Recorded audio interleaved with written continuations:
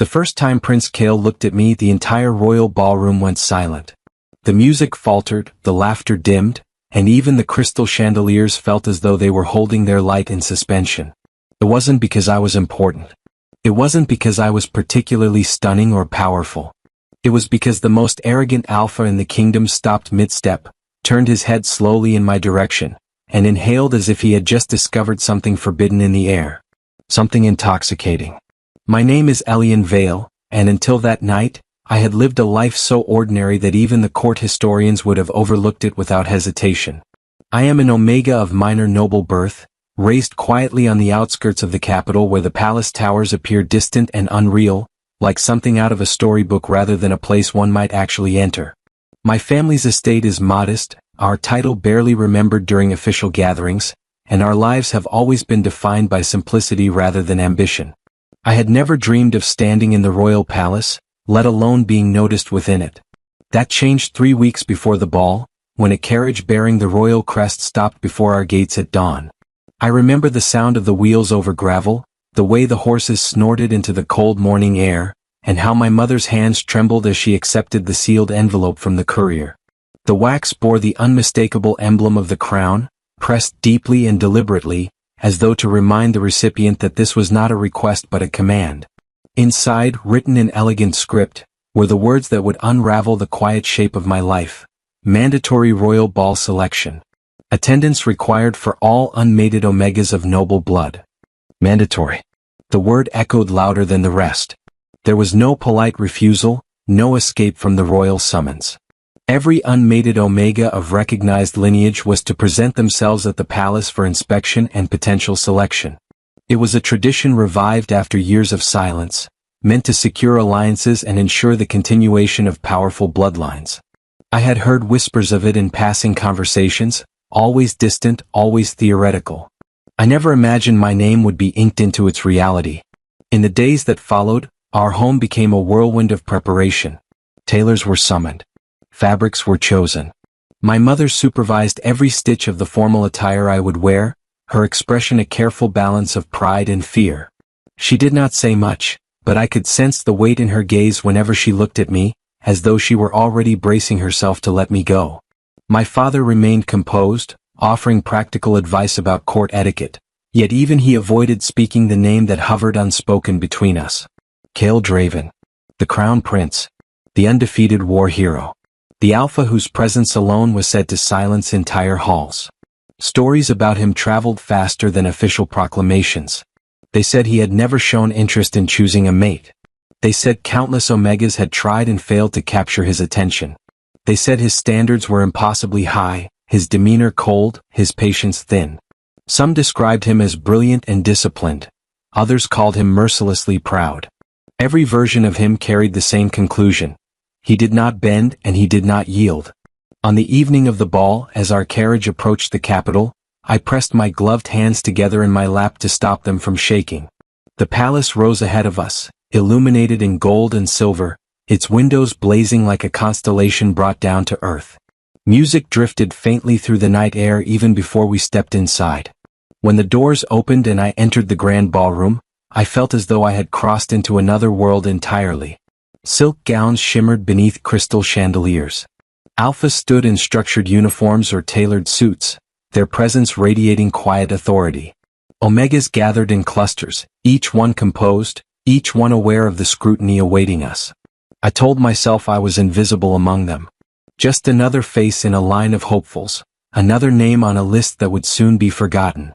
I focused on steadying my breath, on keeping my posture graceful, on remembering every lesson drilled into me about composure and dignity. I had no grand ambition to capture the prince's attention. In truth, I hoped the evening would pass without incident, that I would return home unchanged and unnoticed. Then the main doors opened. A hush rippled outward like a wave striking stone. He entered without fanfare, yet the air shifted around him as though acknowledging something greater. Tall, composed, dressed in formal black adorned with subtle royal insignia, Kale Draven walked with the confidence of someone who had never doubted his own strength. His expression was unreadable, his gaze cool and assessing as he moved down the line of assembled Omegas. One by one he passed them. A glance here. A polite nod there. Nothing lingered. Until he passed me. For a brief, fragile second, I believed I had been spared. Then he stopped. There was no dramatic gesture, no sudden exclamation. Just a pause. A stillness that deepened and spread. Slowly, deliberately, he stepped backward, returning to stand directly before me. His eyes lifted to meet mine, and I felt as though every carefully constructed wall around my composure had cracked at once. He leaned slightly closer. And he inhaled. It was subtle, almost inaudible, but in that silence it might as well have thundered. His gaze darkened, not with anger, not with disdain, but with something far more dangerous. Interest. In that single breath, something shifted between us, something I did not understand yet could not deny. The night that was meant to be a formality had transformed into something else entirely. The music still played. The chandeliers still shimmered. Nobles still stood in glittering clusters across the ballroom. But none of it reached me anymore. All I could feel was the weight of his gaze, heavy and unrelenting, as though the rest of the kingdom had faded into nothing but distant noise. "What is that scent?" he asked softly. My lips parted, but no sound came out at first. My pulse was racing so violently I was afraid he could hear it. I had prepared for polite conversation, for measured introductions, for a brief curtsy and a forgettable exchange. I had not prepared for this intensity, this scrutiny that felt like it was peeling away every layer I had carefully constructed around myself. "I don't know what you mean, Your Highness." He looked at me, his eyes sharpened. Up close they looked really charming. He studied me as if weighing the truth of my words against the evidence in the air between us. "You're suppressing your pheromones," he said quietly. It wasn't a question. A ripple of awareness moved through me. If he could tell that much from a single breath, then he was far more perceptive than the rumors suggested. Or perhaps it was simply that my scent, traitorous and bold, was speaking louder than I ever intended it to. "Yes," I admitted, barely above a whisper. His jaw tightened slightly, and for a brief second I thought I saw irritation flash across his features. Not at me but at the fact itself. "Why go through the trouble?" he asked. The question was simple but the answer was not. "It's because I valued peace. Because attention from powerful alphas was rarely gentle, and I preferred to move through the world without being hunted by it." But those truths felt too raw to offer him. "It's not a big deal for events like this," I said instead. A faint, almost humorless curve touched his lips. "Oh really?" he echoed. Behind us, the master of ceremonies shifted nervously, clearly aware that the prince had lingered longer than he had with any other Omega that were present. "Your Highness," the man ventured carefully, "shall we continue the selection process?" Prince Kale did not look away from me. "I'm not done," he replied calmly. The air tightened. Whispers began at the edges of the ballroom, subtle but spreading quickly. I could feel the curiosity of the court pressing inward, could sense the calculating glances of other nobles trying to decipher what had captured the prince's attention so completely. I wished the floor would open up and swallow me whole. Instead, Prince Kale took a step closer. The movement was small, yet it erased the polite distance that had existed moments before. I felt the warmth radiating from him, the steady, controlled power in the way he carried himself. He did not tower aggressively, nor did he touch me, but his presence alone felt like a hand at my waist, steadying and claiming in equal measure. "What is your name?" he asked. "Elian," I said, forcing my voice not to tremble. "Elian Vale." His gaze flickered briefly, recognition passing through it as he placed my family name among the lesser branches of nobility. "Elian," he repeated. The way he said it made my chest tighten. He leaned in slightly, not enough to scandalize the court, but enough that I felt his breath ghost against the side of my neck. My entire body reacted instantly, heat pooling low and unwelcome beneath my ribs. I hated that he could provoke that response so easily. His eyes closed for the briefest moment. Another inhale. Deeper this time. A shudder ran through him, subtle but unmistakable. "Interesting," he murmured. My heart stumbled. "What is?" I asked before I could stop myself. "You," he replied coolly. The single word struck harder than any elaborate compliment could have. I swallowed, aware that the entire ballroom was watching now. The prince had never lingered this long. He had never looked at anyone like this. There was no polite detachment in his expression anymore. No boredom, only focus. And something else. Something that looked dangerously close to possession. I've met many Omegas, he continued softly, just for me. None have ever made me react this way. In fact, I'm talking too much as it seems. The word carried weight. His control was legendary. His composure unbreakable. Yet standing this close, I could sense the faint tension beneath his stillness, the way his fingers flexed once at his side as though resisting the urge to reach for me. I don't understand, I whispered. That makes two of us. The master of ceremonies cleared his throat again, more urgently this time. Your Highness, the council. Prince Kale straightened, finally pulling his gaze away from me long enough to address the room. I've made my choice. The words fell into the silence like a stone into still water. Shock rippled outward instantly. The other Omegas were surprised that the prince had chosen me. There were supposed to be evaluations, days and sometimes weeks of careful consideration. Not this. The prince turned back to me, and whatever uncertainty I had seen earlier was gone. You will remain in the palace, he said quietly.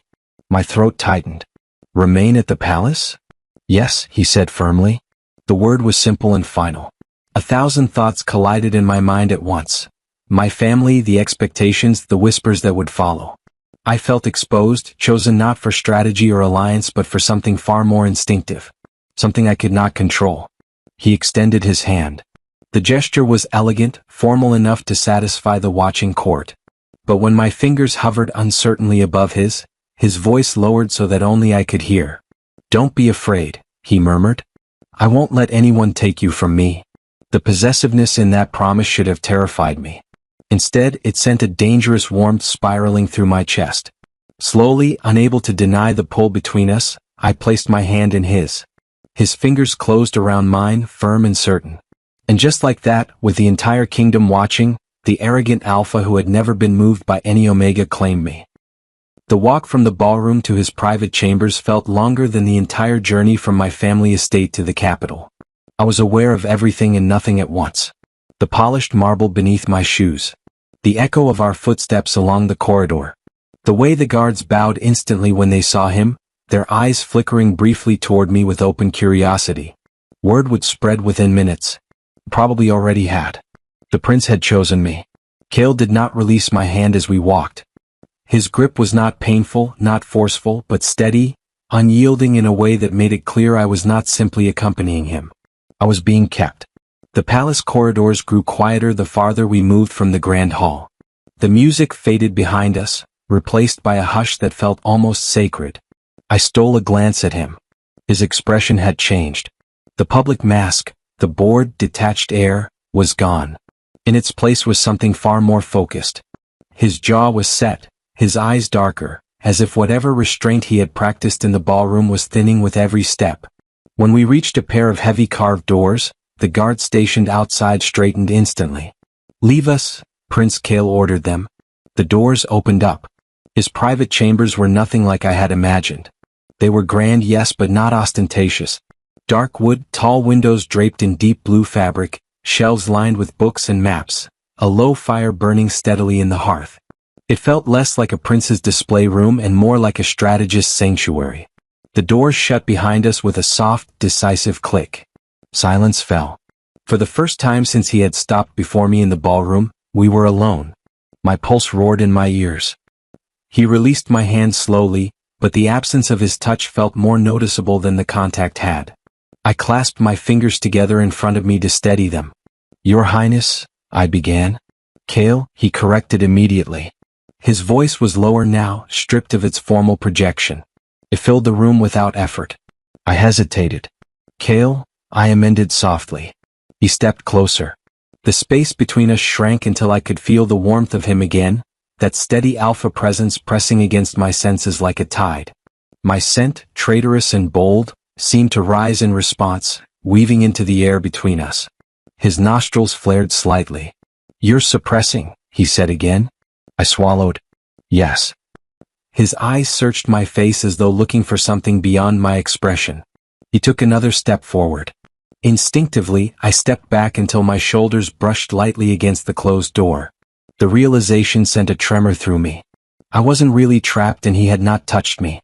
But the proximity alone was enough to make my breathing uneven. His hand lifted.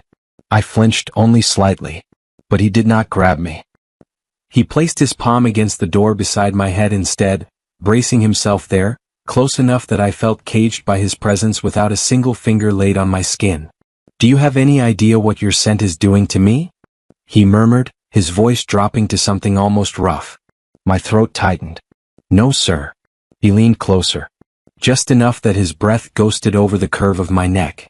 My entire body reacted instantly. Heat bloomed beneath my skin, my pulse racing wildly as if it were trying to escape my chest. "I have met countless Omegas like I said earlier," he continued softly. "Diplomatic alliances, noble houses, strategic candidates." His lips curved faintly, but there was no amusement in it. None of them ever made me lose focus. "You walked into that ballroom," he went on, his voice almost thoughtful now, and it was as if something struck me. His fingers flexed slightly against the wood near my head. I had never imagined that someone like him, so powerful, so composed, could sound unsettled. "Maybe it's just the atmosphere or the excitement of the ball," I said slowly. His eyes snapped back to mine. "It's not that," he said firmly. There was certainty in his tone. Absolute and unwavering. He inhaled again, slower this time, as though deliberately testing himself. His eyes fluttered closed for a brief second, and I saw it. The crack in his control. The way his shoulders tensed. The faint tightening of his jaw. When he opened his eyes again, they were darker than before. "You're different," he said. My breath hitched. "Different how?" He studied me for a long moment before answering. "You don't smell like the others." His gaze softened slightly, though the intensity remained. "You smell like something that belongs to me." The word should have frightened me. But instead of fear, something warm and dangerous unfurled inside my chest. "I'm not an object," I whispered, though the protest lacked strength.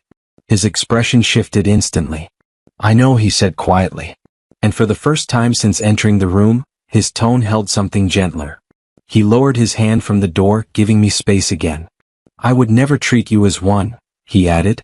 The sincerity in his voice startled me more than the possessiveness had. He stepped back fully this time, running a hand through his dark hair as if trying to steady himself. "This is inconvenient," he muttered, almost to himself. "Inconvenient?" I echoed. "Yes," he replied sharply. His gaze returned to me, sharp but honest. "Because I don't like not being in control." A strange, fragile laugh escaped me before I could stop it. That earned a flicker of surprise from him. "You find this amusing?" he asked. "Not at all," I said quickly, shaking my head. "It's just that I never imagined the Crown Prince would admit that." For a heartbeat, something almost warm touched his expression. He approached again, slower this time, as if giving me the chance to step away if I wished. But I didn't. His hand lifted once more, and this time his fingers brushed lightly against my wrist. The contact was gentle, almost reverent. "You're staying in the palace, under my protection." It didn't sound as an order, but as a decision already made in his mind. His thumb traced faint circles against my pulse, letting me know his obsession was already taking root. He made me wonder if he was actually just playing games with me, but the reminder that I was the first Omega to get so close to him made my heart flutter for reasons I didn't know. The next morning, the palace no longer felt like a place of gold and music. It felt like a storm waiting to break. Word of the prince's decision had spread before sunrise. Servants moved more carefully when I passed. Guards stood straighter.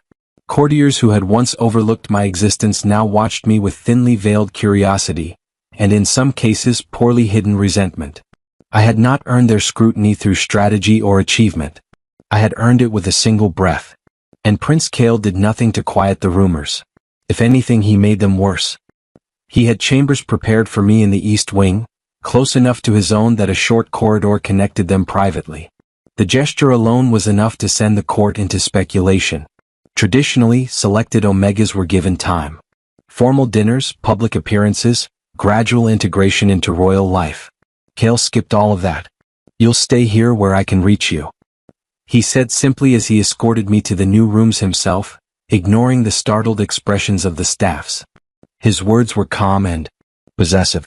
My chambers were beautiful, soft blue drapery, tall windows overlooking the inner gardens, polished floors warmed by woven rugs. It was far grander than anything I had known.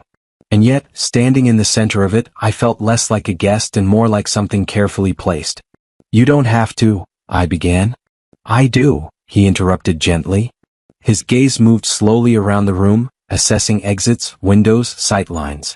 Not admiring the decor but evaluating security. You underestimate how quickly the court turns cruel when it doesn't understand something, he said. He met my set.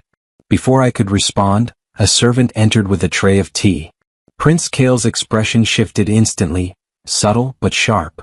He stepped forward before I could even reach for the cup. He took it first. Tasted it. The room went very still. The servant looked horrified. Your Highness, I would never. I know, Kale said calmly, setting the cup down only after a deliberate pause. But he doesn't. The implication settled into my chest with confusing warmth. After the servant left, I stared at him. You think someone would poison me? I think, he replied evenly, that power shifts make people desperate. And I'm a power shift? His eyes softened slightly, though the intensity never fully left. You are to me. The words lingered in the air between us. That was the first time I understood the depth of what had begun. It was not simple attraction. It was not curiosity that would fade with familiarity. It was fixation. Over the following days, the pattern became undeniable. He attended council meetings as required, but he shortened them and dismissed them early. Delegated what he normally handled personally. When questioned, he offered no elaborate explanation. I have more pressing matters, he would say. And somehow those words always brought his gaze back to me. He began appearing unexpectedly throughout my day. In the gardens, in the library, outside my chambers just as I stepped into the corridor, as though he had sensed the exact moment I moved. Once I paused mid-step and turned sharply. He was already there. Leaning casually against the wall, arms crossed, eyes fixed on me with quiet satisfaction. How long have you been standing there? I asked. Long enough, he replied. For what? To make sure you were still here. The answer sent a strange flutter through me. You act as though I might disappear, I said lightly. His expression did not change. I would notice immediately if you did. There was no arrogance in his tone. Only certainty. The guards assigned to my wing doubled within days. At first, I assumed it was protocol. Then I overheard two nobles whispering in a corner of the courtyard. He's obsessed, one murmured. It's unnatural, the other replied. He's never behaved like this. I should have been embarrassed. Instead, heat crept into my cheeks for an entirely different reason. That evening, as dusk painted the sky in deep violet hues, I found him waiting in the sitting room adjoining my chambers. He was seated in a high-backed chair, one leg crossed over the other, a report forgotten in his hand. You're late, he said without looking up. I wasn't aware I had a curfew, I replied carefully. His gaze lifted slowly. You don't, he said. But I prefer knowing where you are. The honesty of it disarmed me. Why were you waiting? I asked quietly. He set the report aside and stood. The distance between us vanished in a few measured steps. Because when you're not within reach, my focus fractures, he said, voice low. His hand rose, brushing lightly against my sleeve before sliding to my wrist. His thumb pressed gently against the steady rhythm of my pulse. And I don't like feeling distracted. The admission carried more vulnerability than he likely intended. You're the crown prince, I said softly. You command armies, you negotiate treaties. You've faced battlefields. His lips curved faintly. Yes. And I unsettle you? Yes, you do. The simplicity of the answer stole my breath. He leaned closer, inhaling once more, not as sharply as that first night, but deliberately. His eyes closed briefly and I felt the faint tremor in his restraint. Your scent lingers everywhere you go, he murmured. In the corridors, in the garden air. It follows me even after you leave. I should have felt self-conscious. Instead, something tender unfurled inside my chest. Does it bother you? I asked. He opened his eyes, gaze locking onto mine. No, he said. It anchors me. The word struck deeper than I expected. He could have said temptation instead or distraction. But he used the word anchor. His hand slid from my wrist to the small of my back. Not forceful, just firm enough to remind me of his presence. His touch was warm, steady, and protective. I don't share what's mine, he said quietly. There was again. The possessiveness no longer startled me the way it had before. It felt less like ownership and more like a vow forming without ceremony. You speak as though I've already agreed to stay, I said, though my voice lacked conviction. His gaze softened. You haven't tried to leave, he replied. And he was right. Despite the whispers, despite the scrutiny, despite the intensity of his attention, I had stayed. Because beneath the obsession, beneath the watchful guards and the careful tasting of tea, there was something else. He looked at me as though I were irreplaceable. And for someone who had lived his entire life in quiet insignificance, that feeling was dangerously sweet. That night, long after the palace had fallen silent, I woke to a faint shift in the air. I opened my eyes. He was standing near the window, silhouetted against moonlight, watching me sleep. When he realized I was awake, he did not look embarrassed. Go back to sleep, he said softly. Why are you here? I asked. To get a glimpse of you, he replied in the most unbothering way. For the first time since arriving at the palace, I began to feel the edges of the gilded cage. It was not obvious at first. Nothing Prince Kale did was overtly cruel or suffocating. My days were comfortable. My chambers were warm. The gardens were open to me, and the staff treated me with a reverence that bordered on fear. But the awareness never left. Eyes followed me, footsteps lingered behind me. Doors that once opened freely now required quiet nods from guards who bowed a little too deeply. Protection, Prince Kale had called it.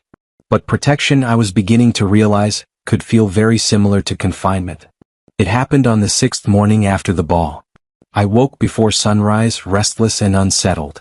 My scent had stabilized somewhat, though it still carried that deeper sweetness that reacted so violently to Kale's presence. I dressed simply, without summoning attendants, and slipped quietly into the corridor. The palace at dawn was almost peaceful. Cool air drifted through high windows. Torches burned low, their flames dim and sleepy. For the first time in days I felt alone. I walked toward the eastern gardens, intending nothing more than a breath of fresh air beyond the walls that seemed to close in tighter each night. But as I stepped past the final archway that marked the boundary of the inner wing, 2 guards shifted, blocking my way. My lord, one of them said carefully, His Highness instructed that you inform him before leaving the immediate grounds. I stopped. I'm not leaving the grounds, I replied calmly. I'm only taking a walk. The guard hesitated. Beyond this gate requires notice. What do you mean by that? I stared at the ironwork before me.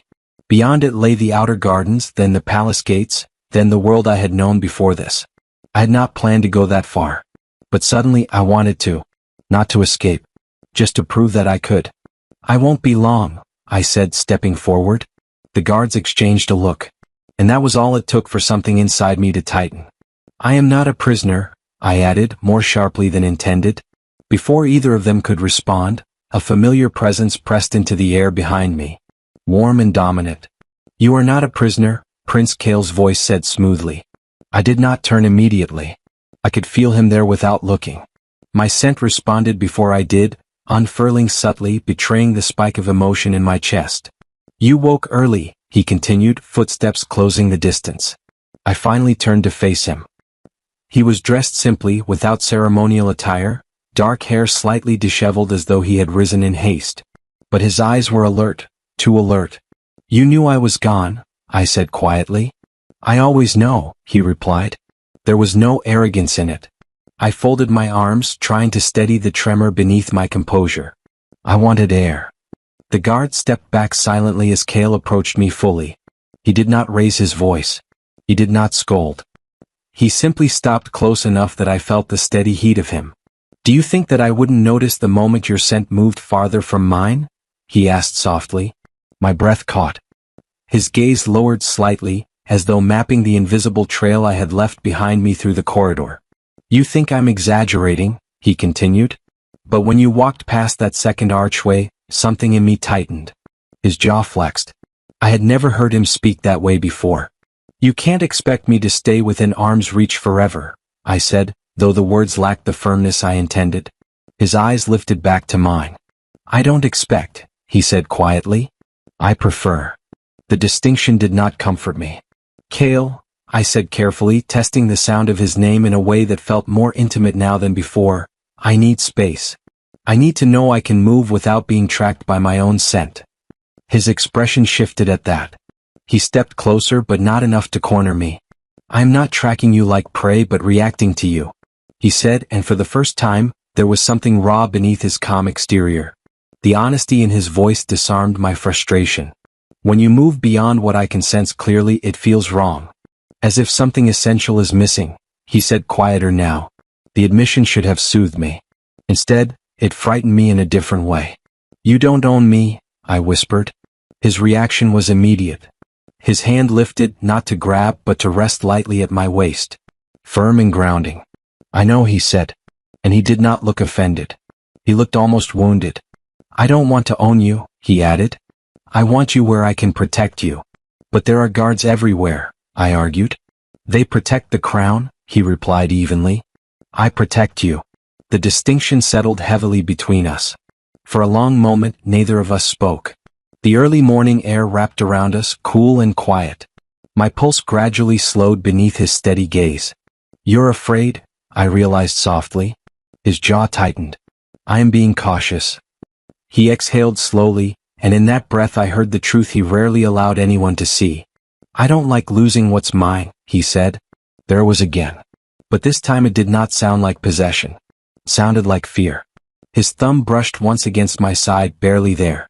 When I chose you, he continued, I didn't expect this intensity. I don't know what your scent awakened in me. But I know that the thought of you beyond these walls, unguarded, unsettles me more than any battlefield ever has. I searched his face. The arrogant composure others saw was gone. In its place stood a man struggling with something he could not command. I'm not trying to run, I said gently. His eyes softened immediately. I know. Then walk with me, I offered. The words surprised even me. He stilled. Something in his expression shifted, something almost vulnerable. He nodded once. The guard stepped aside without question this time. As we passed through the gate together, the tension in his shoulders eased slightly. His hand remained at my waist, not restraining, simply present. You see, I murmured as the morning breeze brushed against us both. I'm still here. His lips curved faintly. I would notice if you weren't. And though part of me still feared the depth of his attachment, another part, quieter, softer, felt strangely warmed by it. Because for all his obsession, for all his possessive instincts, Prince Kael did not cage me out of dominance. He held on because he was terrified of letting go. And that, I was beginning to understand, was far more dangerous than arrogance. The truth about my scent was not discovered in a dramatic revelation.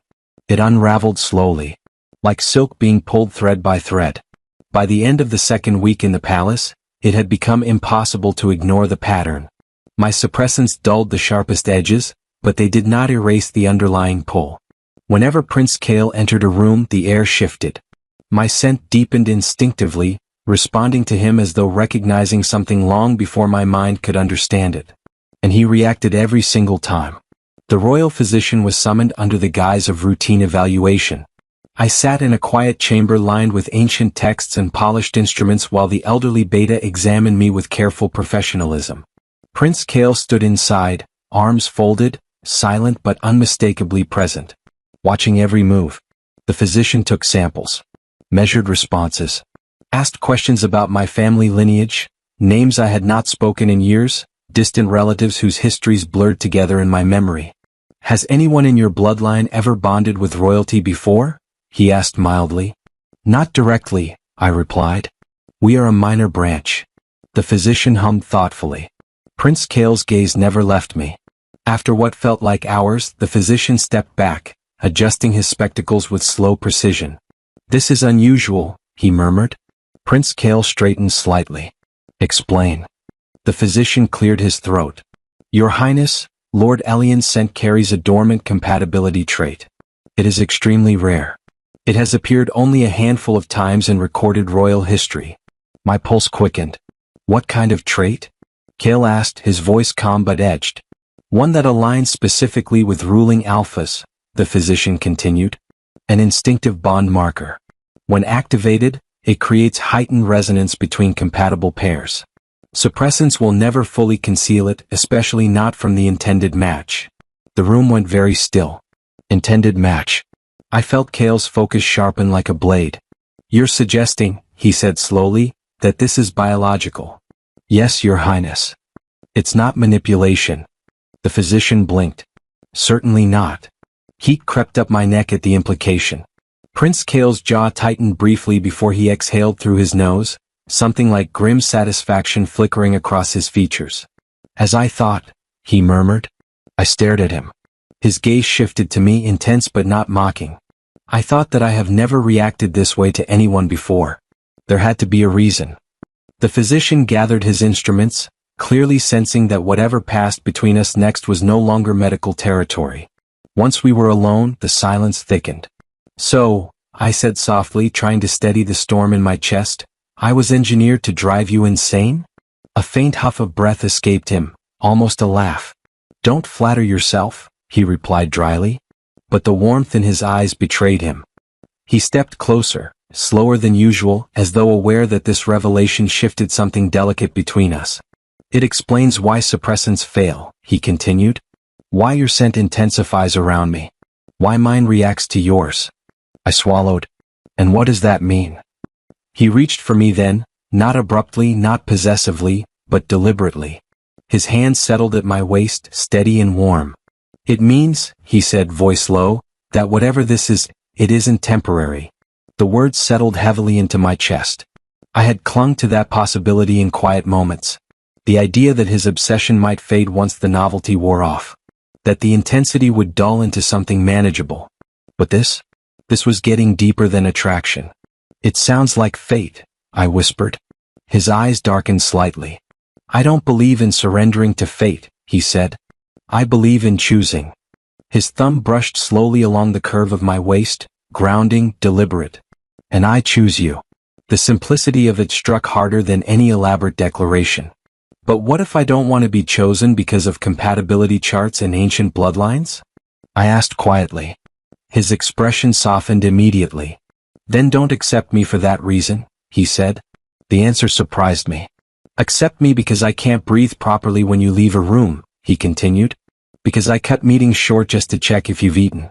Because I wake in the middle of the night and walk to your door without realizing I've moved. His honesty stole the air from my lungs. Because when I think of you belonging to someone else, he finished, voice tightening just slightly, it feels intolerable. There it was again. That dangerous word. Belonging. But this time it did not sound like ownership. It sounded like fear of loss. I studied him carefully. The kingdom saw an unshakable air. A strategist. A warrior who never faltered. Standing in front of me was something else entirely. A man who had discovered a vulnerability he could not command. You look satisfied, I observed gently. A faint smirk touched his lips. I am. Because now I know I'm not losing my mind. Despite everything, I laughed softly. The tension in the room eased, but the intensity remained. Now the thought of leaving felt heavier than the thought of staying. If this bond forms, he continued softly, it will be because you want it. Not because some ancient trait decided it. His hand rose slowly, brushing back a loose strand of hair from my forehead.